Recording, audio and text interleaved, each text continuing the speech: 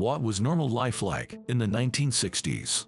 The 1960s were a decade of stark contrasts. Safety took a backseat to freedom and adventure. Cars lacked the basic safety features we take for granted. Seat belts were an extra cost option, not required. Head restraints were non-existent. Baby seats and child safety laws didn't exist yet. Kids played with toxic toys and materials. Lead paint was still widely used.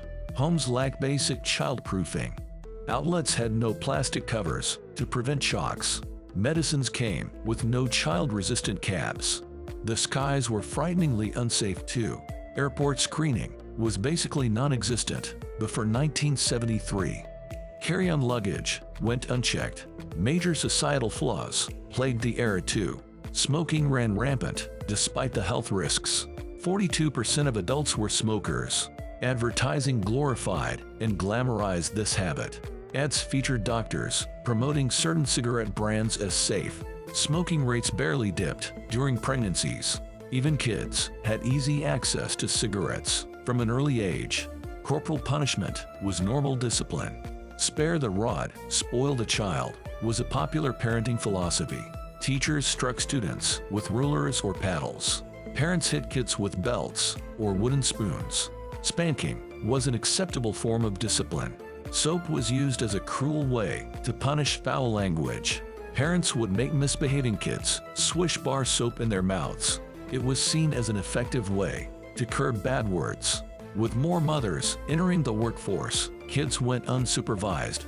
They came home from school to empty houses. Many families lacked childcare options. From as young as 6, children had their own house keys. They had to occupy themselves until their parents got home. Snacks, homework, chores, kids did it independently after school. Evenings felt incredibly long when you were a latchkey kid. No cell phones meant parents had zero contact. If you got hurt or trouble found you, you handled it solo. Despite its glaringly dated norms, the decade had charm. Life moved at a slower, groovier pace. TV was a novelty and a source of entertainment. Families gathered around the one set in the living room. Everyone watched the same few channels. When a big event aired, the entire nation tuned in. The 1969 moon landing had over 600 million viewers. Music was influential and revolutionary. The Beatles sparked Beatlemania. Their sound blended rock, pop, and experimentation. The Rolling Stones brought a rebellious attitude. Jimi Hendrix redefined the electric guitar. Music festivals like Monterey and Woodstock became cultural phenomena. New dance crazes spread like wildfire. The twist, the mashed potato, the Watusi. These moves exploded in popularity. Certain toys became universal childhood experiences. They included hula hoops, etch-a-sketches, and G.I. Joes. The mantra was, go outside and don't return until dinner. Kids roamed in packs, from yard to yard, street to street.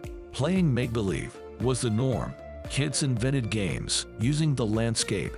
Summer days felt unscheduled and freeing. Kids had few planned activities or structured camps. The 1960s, for better or worse, left an indelible mark.